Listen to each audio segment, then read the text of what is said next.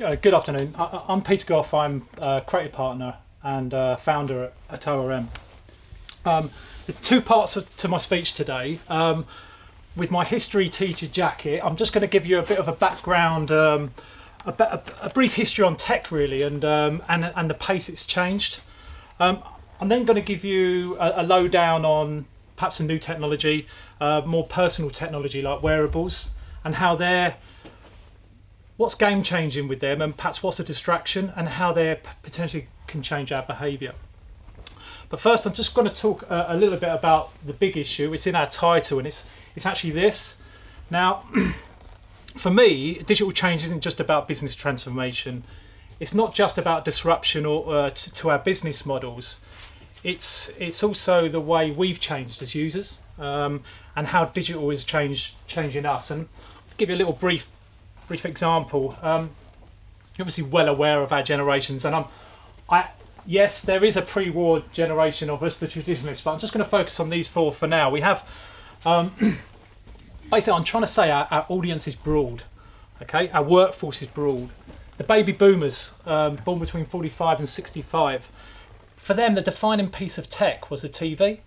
Their main communication method was the telephone, and they still prefer to deal face-to-face. Computers didn't really feature in their early lives, but this was the generation that created the early supercomputers, the modern PC as we know it. These guys have had to embrace new technology, and they use the internet across all its different platforms, but they also still consume traditional media too. They make up a third of our population and a good third of our workforce, and they own pretty much all the wealth, a good 80% of the wealth. Then we come down to the Gen Xers. I'm in here somewhere, near the latter end, maybe. We were the ones who were born certainly in the later years. We started to grow up with computers. Certainly in the 70s and 80s, we saw home computing and gaming take off. We went to work and we witnessed computers start to appear in the office, and PCs became our defining technology. Email and SMS became our primary sort of communication methods, and we saw the first sort of disruption computers started to have on sort of general sort of industries and jobs. I'm a graphic designer by trade, way before the computer in the print and graphic industry, and I went to work in 1985 on drawing boards and pens, and within a few years, computers, Apple computers, and desktop publishing had destroyed and changed the industry completely. Huge disruption. Then we have the Gen Ys. These are truly the digital natives of today, born between 1980 to 1995. And this generation has grown up with tech. The defining piece of tech is the smartphone. When most of them were teenagers, Apple launched the iPhone. Now, 76%-ish own smartphones. So the early Ys, they grew up in their teens with social media. They communicate with text and obviously via social networks. They've got high expectations. They value freedom. They will move jobs to suit their values, and they won't be tied down to that sort of long culture of long hours that the Gen Xers are used to. And finally, this lot. This is where my kids are. These are anyone born after 95. The Gen Z, they don't understand things like linear TV. They don't get landline telephones. They don't get the concept of not being online. They just want to be connected and have access to everything at any time and anywhere. Their defining piece of technology isn't actually a single piece. It's kind of everything at the moment. It's smart TVs, smartphones, it's tablets, it's Xboxes, it's Surfaces, it's watches, and they communicate through social, but then they also communicate through anything handheld, such as FaceTime, sort of video on demand, or their Xbox or their PS4. So what I'm trying to say is our workforce and our audiences are broad, and technology's sort of enabled this to happen in a short time. So, okay, here's a little history lesson now. Okay, so let me tell you something. In 1970, in the 70s, the Cray supercomputer was invented. This was the fastest computer Now this is a bit geeky. It had 160 million flops. That's floating operating points per second. If I zoom forward a decade, Cray made another computer, a really cool one with an aquarium, sort of liquid-cooled computer. 1.8 billion flops. That was a huge difference within one decade. If I zoom forward another decade, Apple created the iMac. They created a computer you kind of wanted a lick. It was a quarter of the speed of that Cray 2, and it was way faster than that original Cray 1. That was in 20 years, and a lot smaller as well. And I think certainly in the 80s and 90s, what happened was technology chips and screens were being mass produced. Things were becoming affordable, but they're also becoming desirable. I'm zooming forward another decade, 2007. Apple launched this, the iPhone 3. Smartphones have been around for a couple of years, but this actually, for me, was the birth of smartphones. 400 million flops. That's the same as that G3 I just showed you. So now we had a G3 in our pocket. I was getting excited at this point. Now we have the latest smartphones. This is the latest Samsung Galaxy. 30 billion flops. Okay, it's going to get heavy now. And I know some of you like numbers, so you're going to like this bit. Okay, there's the Cray 1. Can't remember, 160 million flops. Cray 2. There's the G3, a lot more than that. Here's the original iPhone. You can see how fast this is. We've got the iPhone 6, and we've got the Samsung G6 just being launched. Let me just show you how fast that Samsung G6 is. That's nuts. So, do you want to see what the supercomputer of today is like? It is. There's the Samsung G6, 30 billion flops. Here's the Tiani 2. It's 34 quadrillion flops. That's how fast we've become. Do you want to know where that's going? Where we're going in the next 3 or 4 years? We can't stop this, guys. This is happening. This is exponential. They expect to go from 34 quadrillion flops. I don't even know this number. Some of you may, to 1,000 quadrillion flops within 3 to 4 years. So, what am I trying to say? I suppose what I'm trying to say is that we've got supercomputers in our pockets. Yeah, we on average we interact with these things 150 times a day. That's serious, and I'm going to show you something that I think could possibly reduce that by around 50%. But if you think about it, they've changed our working lives. We take them home, we take them on holiday, we give them to our kids in restaurants.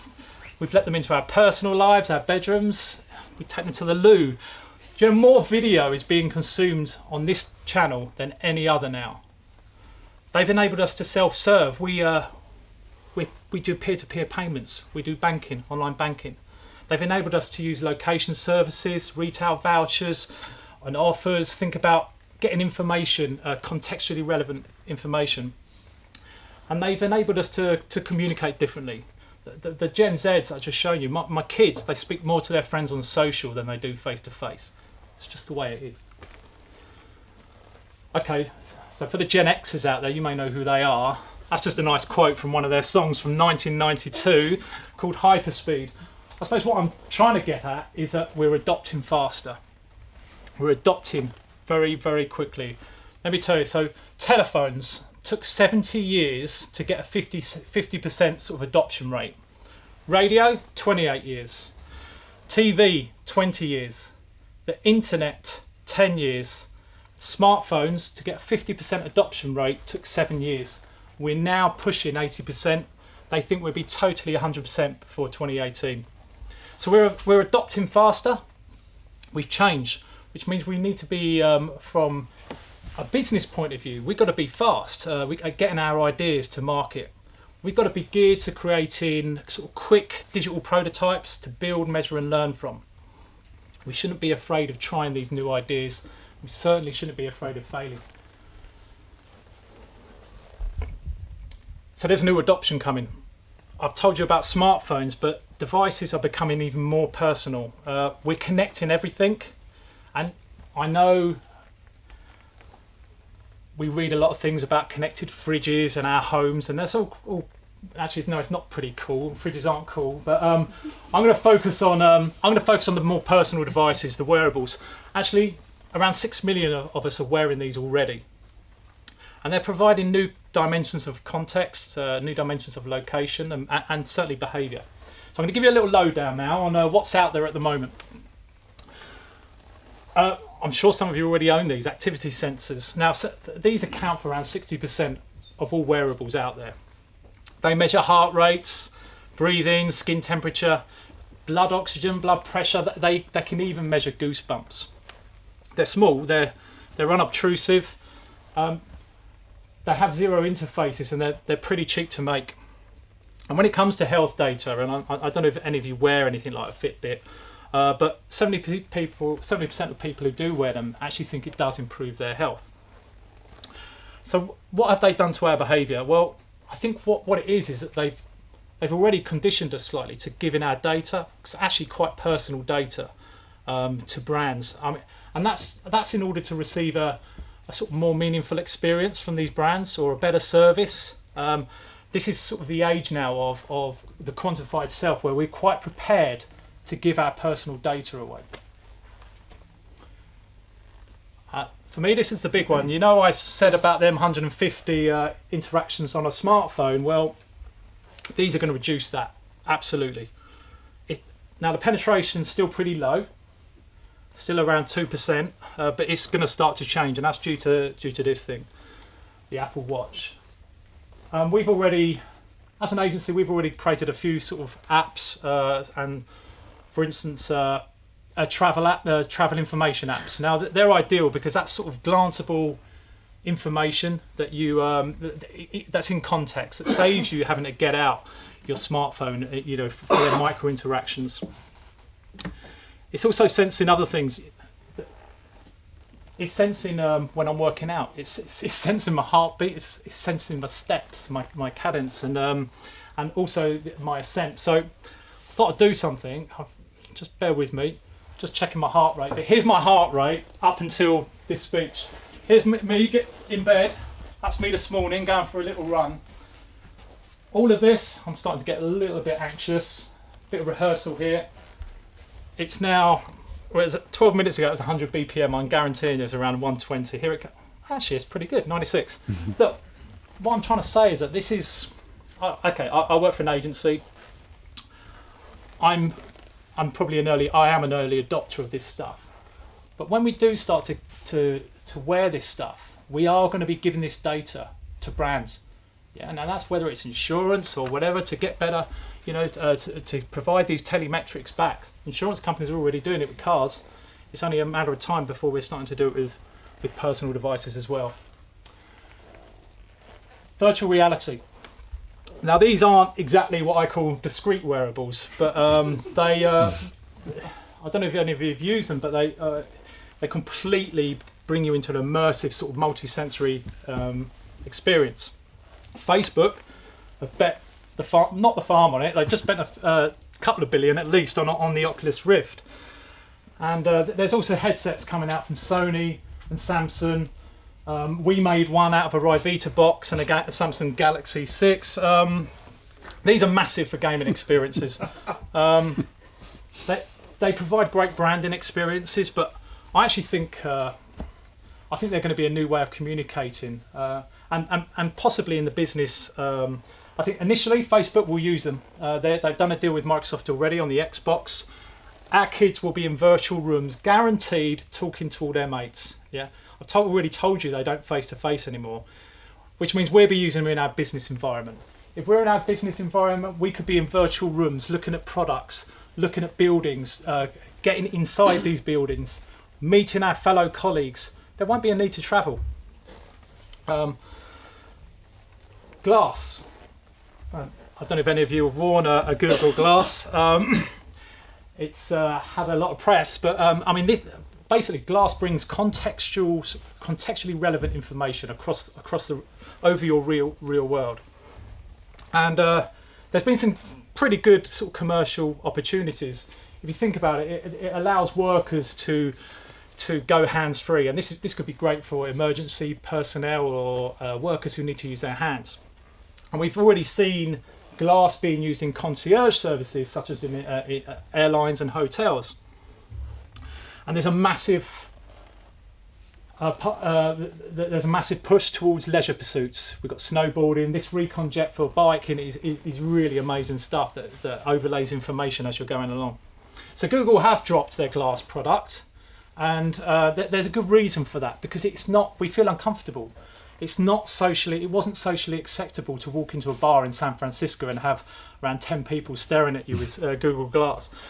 Now, while it isn't socially acceptable, I think it is in actual fact. It does have business and commercial applications, and I think still in the business environment it's going to be quite big. I'll put this in there, and for no specific reason. A lot of this stuff for fashion and jewellery, tweed dresses, the Ringly, the Motta Ring. That's the Intel Mica bracelet. This is all fashion sort of accessories. They're sort of peripherals that accompany your gadget, which is a smartphone. I think the only reason we're seeing this more is that most of the wearables we see today are targeted towards the male market. This could make wearables more acceptable for the female market. Okay, right. Otherables. I've grouped this into a thing. There is some exciting stuff here, believe me.